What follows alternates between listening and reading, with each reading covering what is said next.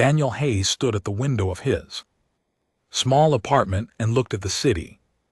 Below, flying cars moved between tall buildings, neon lights flashed in the darkness. Earth had changed so much in the last 100 red years. Humans had met aliens, joined the Galactic Coalition, and spread across the stars, but Daniel was still just a soldier. He had been one for 12 years. His communicator beeped. He picked it up and read the message. His eyes grew wide. Report to Coalition Command immediately. New assignment Priority 1. Priority 1 meant something big. Daniel grabbed his jacket and left. The Coalition Command building was the tallest structure in the city. Daniel took the elevator to the top floor. 2 guards checked his identity 3 times before letting him into the meeting room. Inside, 5 generals sat at a long table. They all looked worried. "Captain Hayes," said General Morrison, the oldest of them, "please sit down." Daniel sat. He noticed that everyone was looking at him strangely, like he was a problem they did not know how to solve. "You have been selected for a special assignment," Morrison continued. "The Valorian Empire has made a request. They want a human guard for Princess Lyra, the Emperor's only daughter." Daniel blinked. The Valorans were one of the oldest races in the galaxy. They had silver skin and violet eyes. They lived for thousands of years. They had been traveling through space when humans were still living in caves, and they did not like humans very much. They thought humans were young, wild, and dangerous. Why would they want a human guard? Daniel asked. "We do not know," Morrison admitted, "but they asked for you. Specifically me. I have never met any Valorian. We know that is what makes this strange." Morrison leaned forward. "Captain Hayes, this is a diplomatic mission. The relationship between humans and Valorans is not good. Many Valorans want nothing to do with us. If you fail, it could start a war. If you succeed, it could bring peace." Daniel understood. He was not just a guard. He was a symbol, a test. "When do I leave?" he asked. "Tomorrow." The Valoran embassy ship was massive. It floated in orbit above Earth like a silver moon. Daniel's shuttle approached it slowly. He could see patterns carved into the hull. They were beautiful and ancient. Each line had been made with care over thousands of years. The shuttle docked. Daniel stepped out into a hallway made of white crystal. The walls glowed with soft light. Everything was clean and perfect. He felt like a dirty boot walking on fresh snow. Valoran official met him. The alien was tall and thin with silver skin that seemed to shine. His violet eyes looked at Daniel with barely hidden disgust. "Follow me, human," the official said. They walked through endless hallways.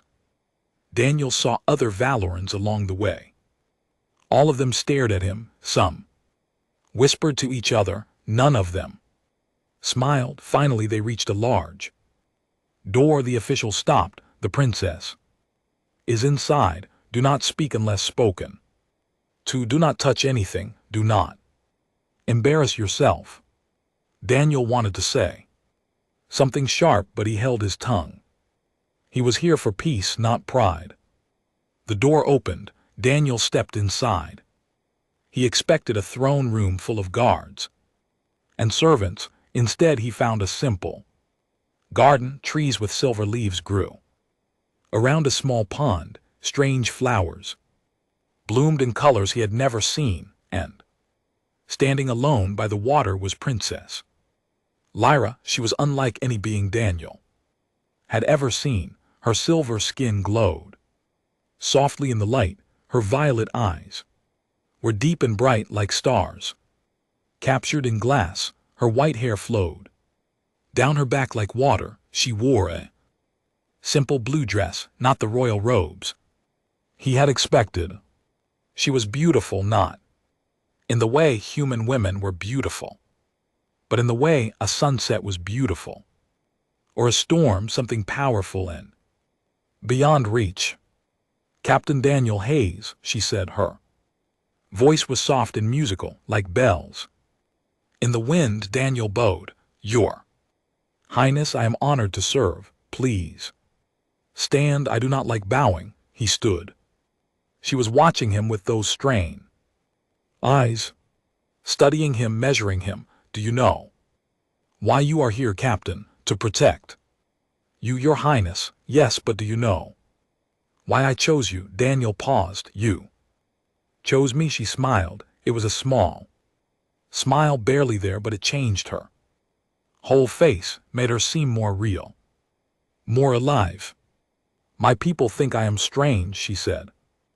I ask questions they do not want to answer. I look at things they do not want to see. When I told my father I wanted a human guard, they thought I was joking. When I told them I wanted you specifically, they thought I was insane. She stepped closer. Daniel could smell something like flowers and rain. I chose you long before they assigned you. Daniel Hayes, his heart beat faster. This was not what he expected. Nothing about this was what he expected. Your Highness, I do not understand. We have never met. No, she agreed. We have not, but I have watched you, studied you. I know things about you that even you have forgotten. She turned and walked toward the pond. Her reflection shimmered in the water. My people are old, Captain. We have seen empires rise and fall. We have watched stars die, but we have also grown tired. We fear change. We hide from anything new. She looked back at him. Humans are new. Humans are change. That is why my people fear you, and you do not fear us. No, her eyes met his. I find you fascinating, especially you, Daniel Hayes. You are not like other humans. You have something special inside you, something that does not break. Daniel did not know what to say. He felt like he was standing at the edge of a cliff, looking down into darkness. I am just a soldier, he said finally. No, Lyra replied. You are much more than that, and before this is over, you will understand why I chose you. She walked past him toward the door. Come, Captain. Let me show you your new home. We have much work to do. Daniel followed her. He did not know what was happening. He did not know why this ancient alien princess had chosen him. But he knew one thing for certain. His life would never be the same. 3 months passed on the Valoran embassy ship. Daniel learned many things during this time. He learned that Princess Lyra hated formal ceremonies. She would sit through them with a polite face, but her eyes were always somewhere else. He learned that she loved to read human books. Her room was full of them. History, science, poetry, and even old comic books. He learned that she asked questions nobody else dared to ask. And he learned that she watched him all the time, not with suspicion or fear, but with something else, something he could not name. Daniel also learned about the Valoran court. It was full of nobles who smiled with their mouths but not their eyes. They spoke sweet words that hid sharp meanings. They bowed to the princess but whispered behind her back. They called her strange. They called her dangerous. They said she spent too much time thinking about humans. One noble in particular made Daniel uncomfortable. Grand Duke Macias was the emperor's brother. He was tall and cold with eyes like frozen water. He never spoke to Daniel directly, but Daniel often caught the Duke watching. Him, there was hatred in those eyes. Pure and deep. He does not like me. Daniel told Lyra one day, he does not like anyone. Lyra replied, but he especially does not like humans. He thinks your kind will destroy the galaxy. Will we? Lyra smiled her small smile. Perhaps, but sometimes things need to be destroyed before they can be rebuilt. One night Daniel received a message. His communicator. It was from Lyra, just 2 words: come, observatory. He found her in the highest room of the ship. The walls and ceiling were made of clear crystal. Stars surrounded them on all sides. It felt like floating in space itself. Lyra stood in the center of the room. She wore a simple white robe. Her silver skin glowed in the starlight. She looked like a ghost or an angel. Do you know why humans terrify the older races? Daniel, he stood at attention as he always did. No, Your Highness. She waved her hand. Please, we are alone. Call me Lyra. That would not be proper. I do not care about proper. I care about truth. She turned to face him fully. Will you not give me that truth? Daniel relaxed his shoulders. Very well, Lyra. She smiled. It was warmer this time. More real. The Valorans took 40,000 years to reach the nearest star system. She said, 40,000 years of slow, careful progress. We tested every step. We made sure everything was safe. If we never took risks, she pointed at the stars. Humans reached the same distance in 300 years. 300. After learning that fire does not burn in space, you did not wait, you did not test, you just went.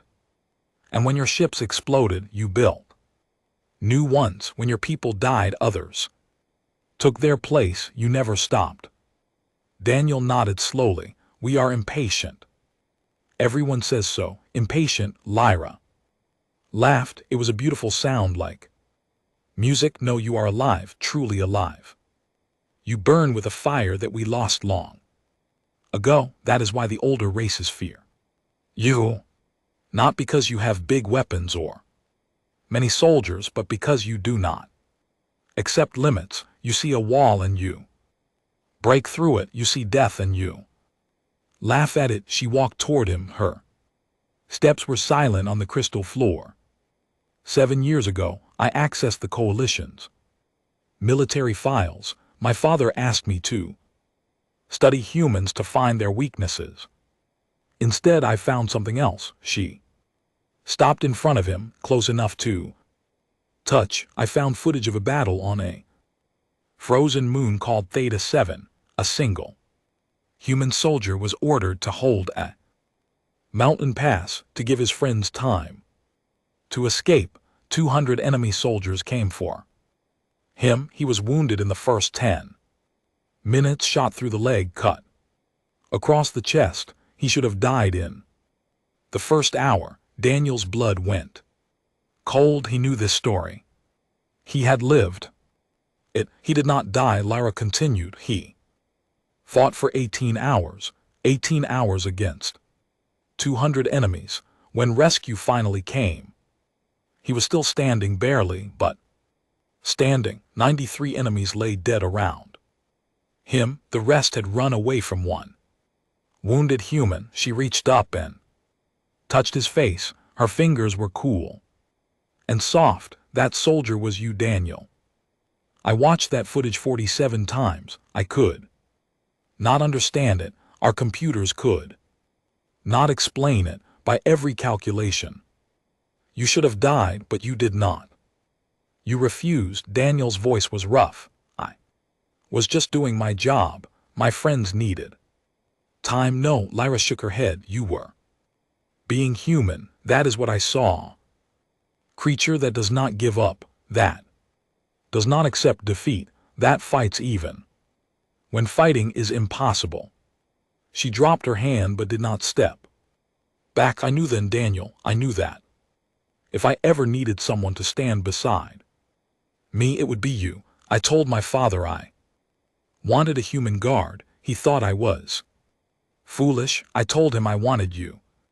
Specifically, he thought I was insane. But I did not care. I waited 7 years. And now you are here. Daniel looked into her violet eyes. He saw no deception. There only truth, only hope. Why do you need someone to stand beside you? He asked. You are a princess. You have guards and servants and an entire empire. Lyra's face grew sad because something dark is coming, Daniel. Something that will destroy everything I love. My people are too blind to see it, too proud to admit it, but I see it and I cannot stop it alone. What is coming? She looked at the stars. Her eyes reflected their light like mirrors. War. She whispered, a war that will kill millions, and the only ones who can stop it are beings crazy enough to try. She looked back at him. Will you help me? Daniel Hayes, will you stand with me against the darkness? Daniel thought about his life, his duty, his fears. Then he looked at this strange, beautiful princess who had waited 7 years for him, who had seen something in him that he had never seen in himself. Yes, he said. I will. Lyra smiled, and for the first time since he arrived, Daniel felt like he was exactly where he was supposed to be. The Galactic Summit on Nexus Prime was the biggest event of the year. Leaders from 100 different species gathered to discuss trade, borders, and peace. The Valoran delegation arrived. With great ceremony, Princess Lyra walked at the front wearing robes of silver and blue. Daniel walked behind her, his eyes scanning every face in the crowd. Something felt wrong. He could not explain it. The air was thick with tension. Smiles looked forced. Eyes moved too quickly. Daniel had survived many battles. His instincts had saved his life more times than he could count. And right now those instincts were screaming, stay close to me, he whispered to Lyra. She nodded slightly.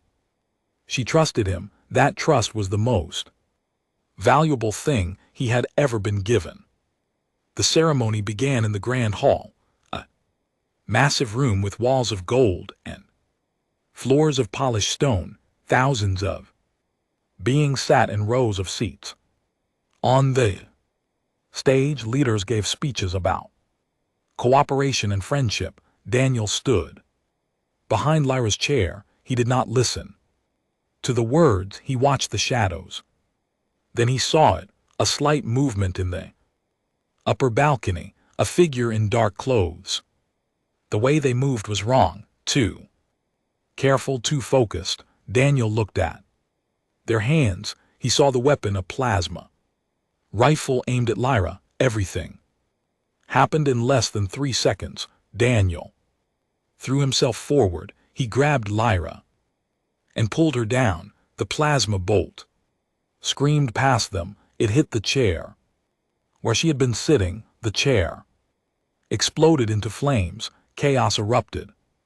People screamed and ran. More plasma bolts flew through the air. Daniel covered Lyra with his body. He pulled out his own weapon and fired at the balcony.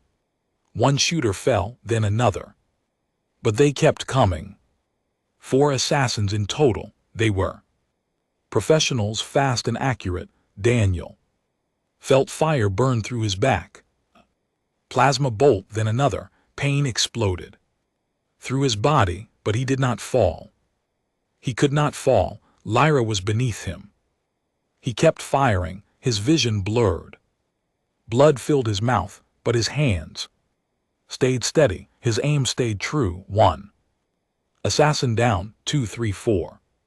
Silence. Daniel's weapon dropped from his fingers. His strength faded like water through sand. But before the darkness took him, he heard Lyra's Voice, Daniel, stay with me, Daniel. He wanted to tell her he was fine. He wanted to smile and say something brave. But his body would not obey. He fell into black emptiness. He woke in a white room. The ceiling above him glowed with soft light. Strange sounds beeped around him. His whole body felt heavy and strange, but he was alive. He turned his head. Lyra sat beside his bed. Her silver skin looked pale. Her violet eyes were red from crying. She held his hand in both of hers. You are awake, she said. Her voice shook. How long? His voice was rough and weak. 3 days. The medical machines worked very hard. The wounds where she stopped swallowed. They said, you should have died again. Daniel tried to smile. I have a habit of not dying. Lyra did not smile back. A silver tear rolled down her cheek. You took 2 plasma bolts for me, Daniel. You almost gave your life for mine. Why? It is my job. No. She squeezed his hand hard. Do not say that. Do not reduce what you did to duty. I need to know the real reason. Daniel looked at her. This princess from the stars. This ancient being who had chosen him, who believed in him, who needed him. Because you matter, he said simply, to your people, to the galaxy, to me, more. Tears fell. Lyra bent down and pressed her forehead against his hand. Assassins were from my own court, she whispered. My uncle sent them. Grand Duke Macias. He wants the throne. He thinks I am too soft, too friendly with humans. He believes I have betrayed our people. Daniel's blood went cold. The Duke did this, yes, and this was only the beginning. He has bigger plans, terrible plans. She raised her head. Fear and anger burned in her eyes. He wants to start a war between humans and Valorans. He will attack a human colony and blame it on another species. Millions will die, and in the chaos he will take the throne. We have to tell someone. Emperor, the coalition. I have no proof. Only whispers and shadows. My uncle is careful. He has allies everywhere. If I speak without evidence, they will call me paranoid, or worse, they will say humans have corrupted my mind. Daniel forced himself to sit up. Pain shot through his body, but he ignored it. Then we find the proof. Lyra stared at him. You are wounded. You need rest. I have rested enough. 3 days is plenty. He met her eyes. You told me something dark was coming. You asked if I would stand with you. I said yes. I meant it. For a long moment Lyra said nothing. Then slowly a smile appeared on her face. Small but real. You are insane, she said. I am human. She laughed. It was wet with tears but beautiful. Then let us be insane together. She stood and straightened her shoulders. I have already contacted some people I trust. Valorans who see the truth, humans who have helped our cause before. We are not alone in this fight. Daniel swung his legs over the side of the bed. His body screamed in protest. He did not care. What is the plan? Lyra's eyes hardened. She was no longer just a princess. She was a warrior. We take down my uncle. We stop the war, and we show the galaxy what happens when a Valoran and a human work together. Daniel stood. His legs shook but held. Then let us begin. 6 months of Shadow War changed everything. Daniel and Lyra built a team from the broken pieces of 2 civilizations.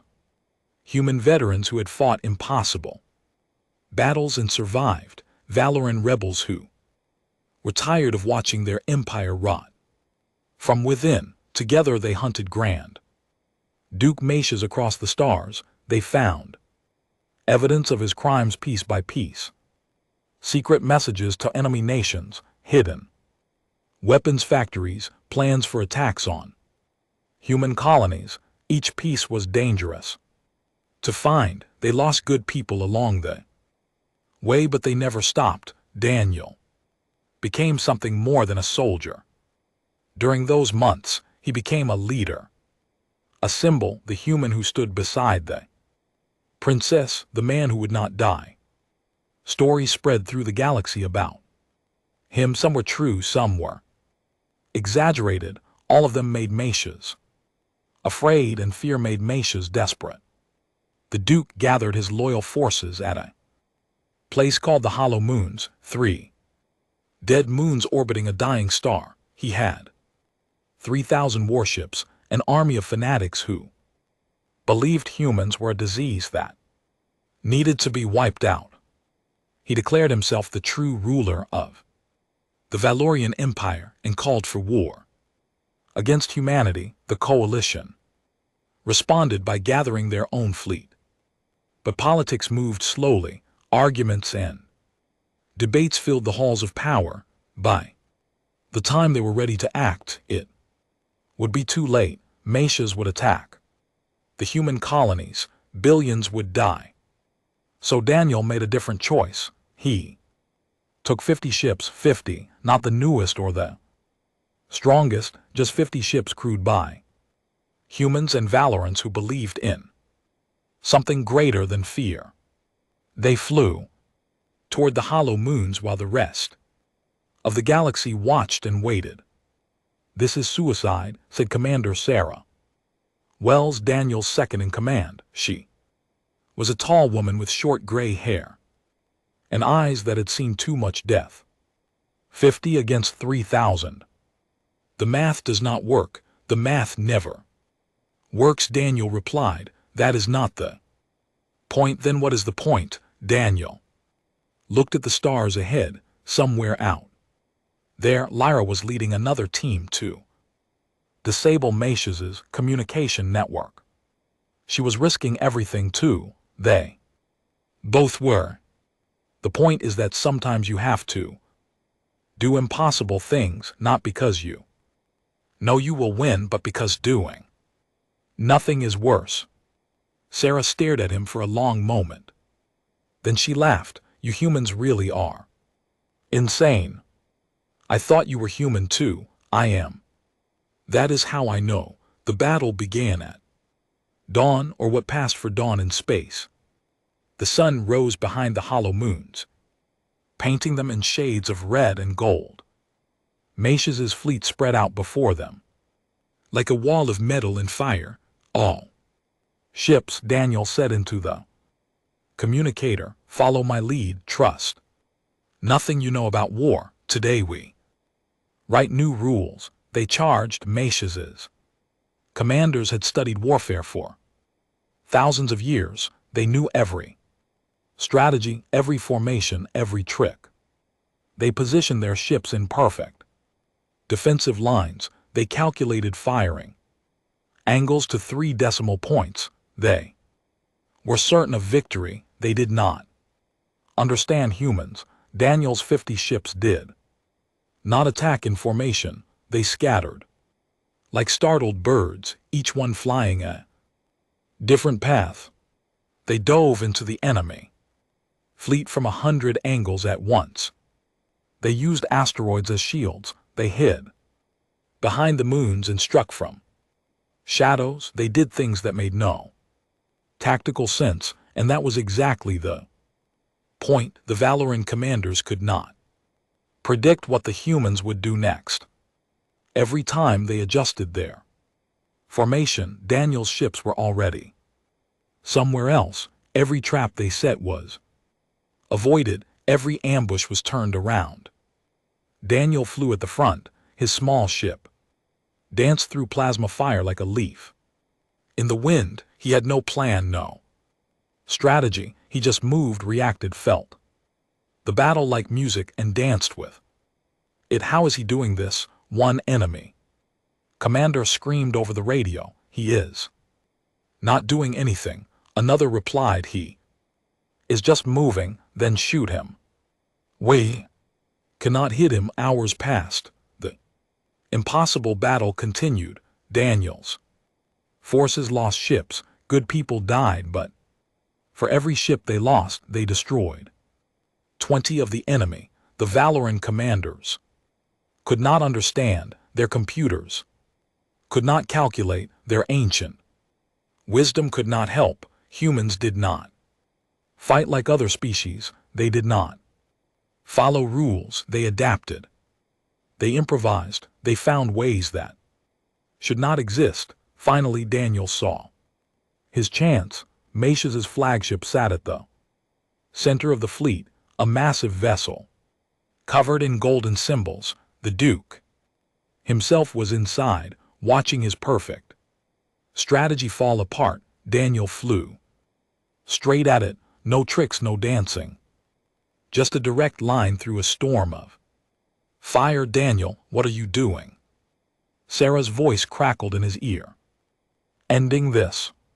His ship shook as plasma bolts hit it. Warning lights flashed.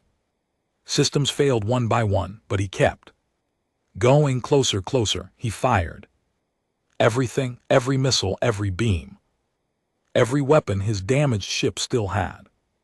They all hit the flagship's engine core. The explosion was beautiful, like a new star being born. The flagship broke apart in a ball of white fire. Macius was gone. His command was gone. His dream of war was gone. The enemy fleet fell into chaos. Without their leader, they did not know what to do.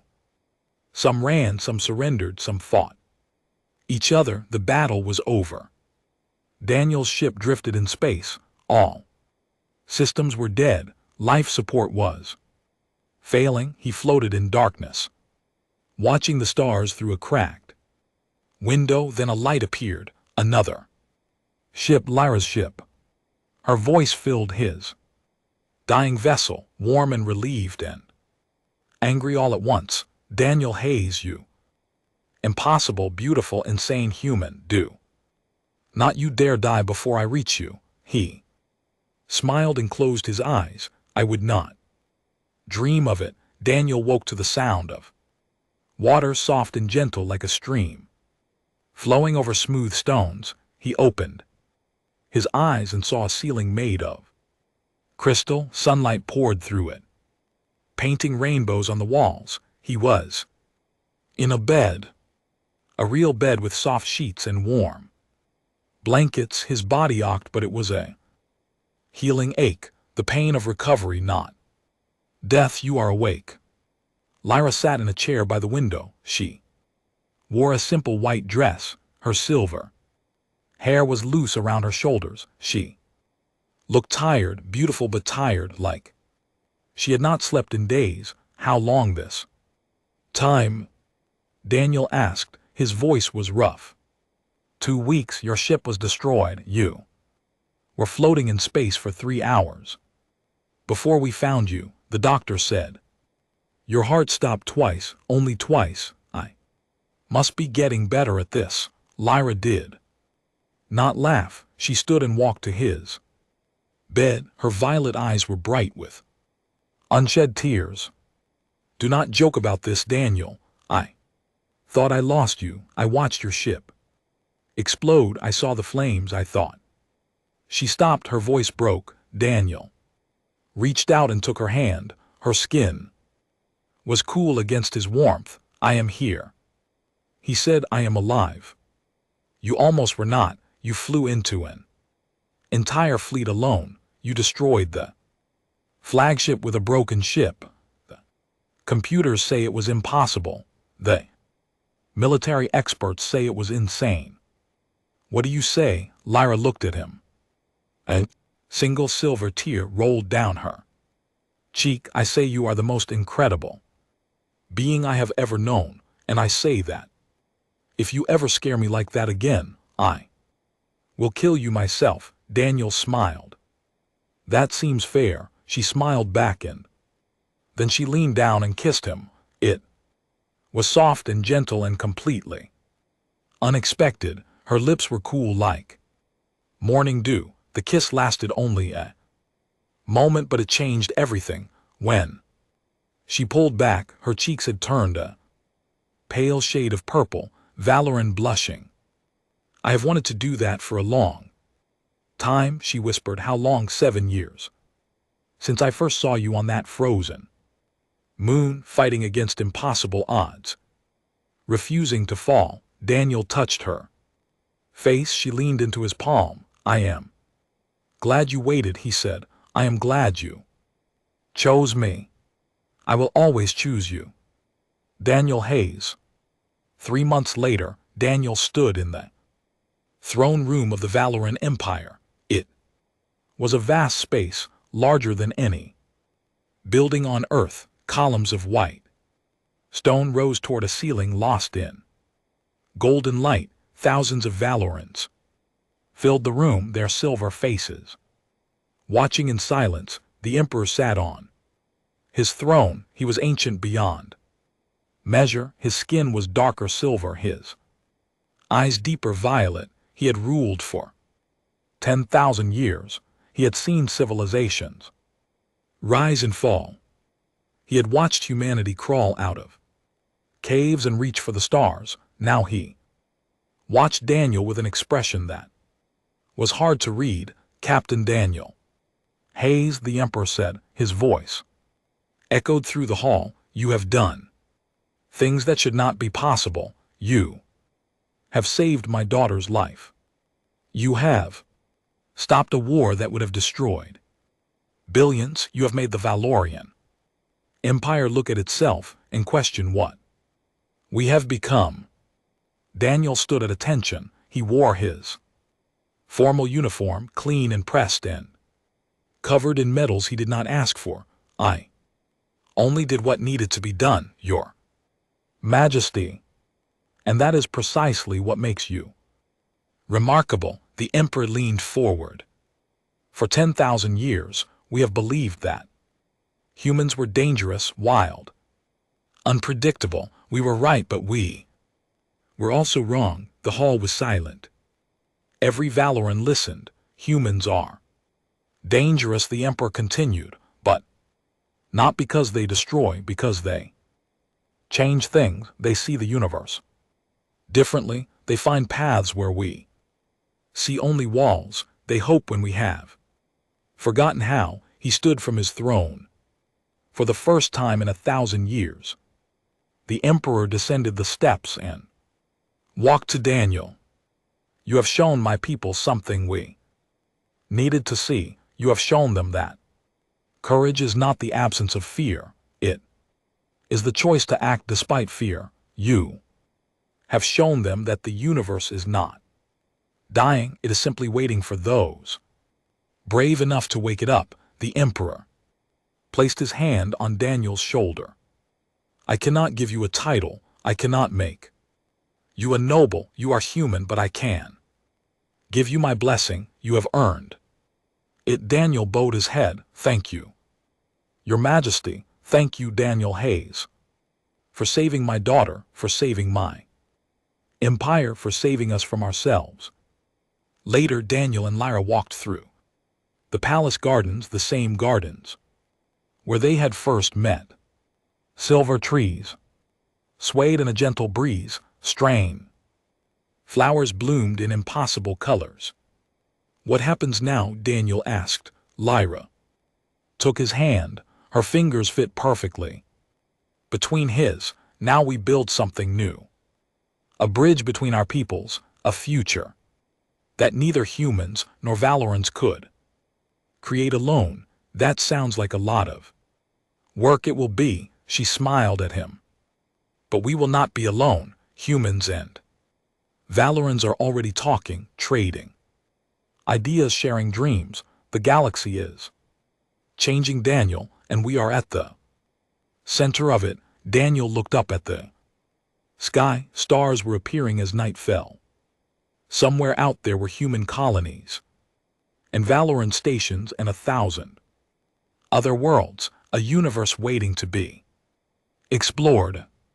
I used to be just a soldier, he said. Now I am something else. I do not even know what. Lyra squeezed his hand. You. Our hope, she said, that is what you have always been, that is why I chose you. Daniel looked at her, this princess from the stars, this ancient being who had believed in him before he believed in himself. I chose you too, he said, maybe not 7 years ago, but I choose you now, and I will choose you tomorrow and every day after that. Lyra's smile was brighter than any star. Then let us give the galaxy something to remember. They walked into the future together. Human and Valoran, soldier and princess. 2 souls who had found each other across the darkness of space. And the universe would never be the same.